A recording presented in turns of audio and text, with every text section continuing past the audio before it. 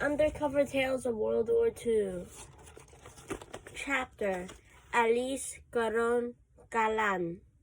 Page 213.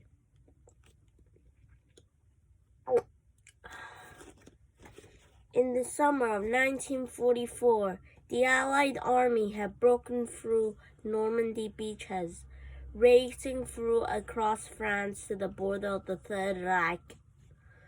At the same time, the Soviet army, westward of Poland and Germany, was about to cut the Weiss. In Berlin, a commando unit suspected the Soviets were preparing to launch a huge offensive.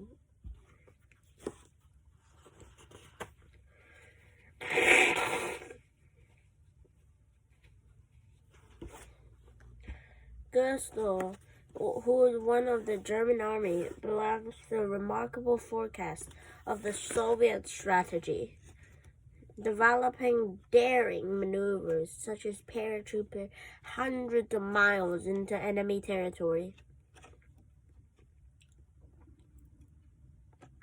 The two spies had learned by heart the codes of the message of the radio of the Russian lines, and they had been used the radio transmitter.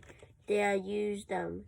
They had know everything. The Red Army would, and the size, civilian, cigarette, and the latest Soviet movie.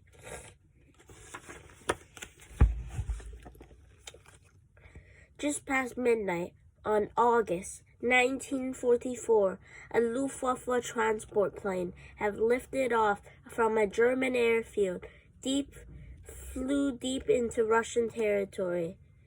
Two Germans bailed out, and then it got shot down. It crashed into the earth, shaken but unharmed.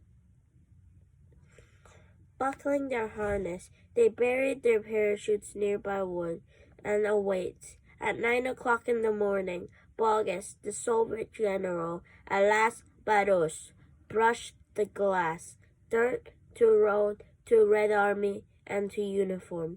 In the military post, they asked to provide every vehicle, every driver, and to the headquarters of the 11th Division.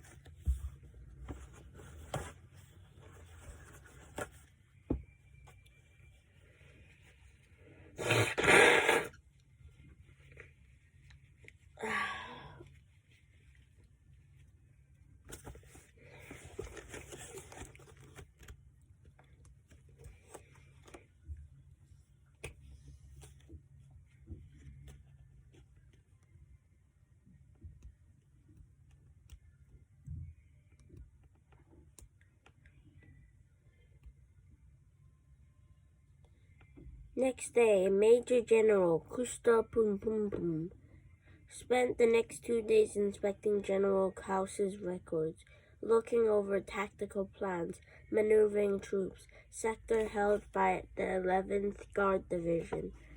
When the postal has departed, Kusta gave for dinner in honor. Wine flow of the Major. No exciting, no extracting, no intelligence, tongue loose, but command. Kunduz offered his personal car and driver to the Major, to the Amvonki. They have arrived earlier to meeting. Stealing out of town, two German spies, wooded area, where at the preceded time of 9 p.m., Otto at beginning to tap on the lengthy code message stayed.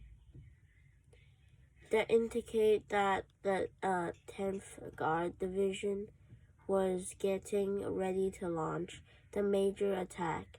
By midnight, General Canus was poring over the Deckard intelligence report in Berlin.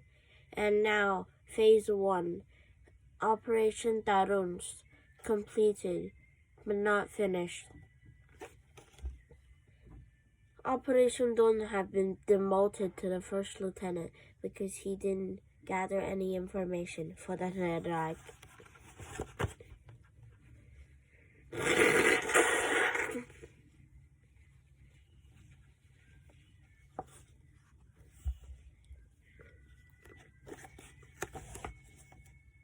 A few distant spies, convicted of the mafia too, anti-communists, therefore sympathized to their mission.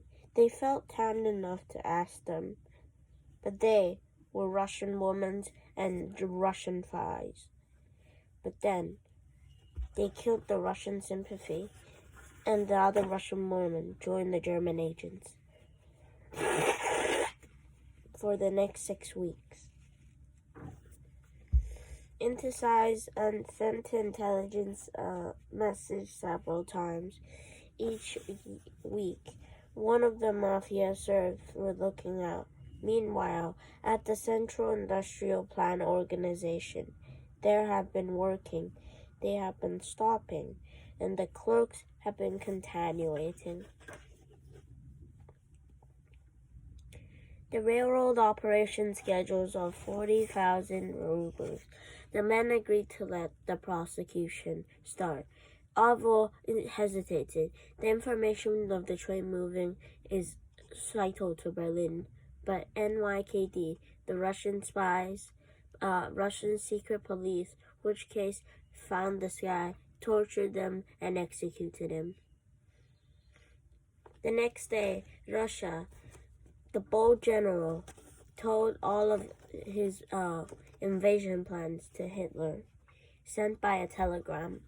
We will attack this coordinate, this coordinate, this coordinate. Hitler was shocked, or this is a bait, but at the end it says, bring it on. Hitler now knows where the Russians are going to attack, as well as the Russians do. On the next day, 9th, 1944, the Russians have launched their major offensive of invading the Third Reich himself.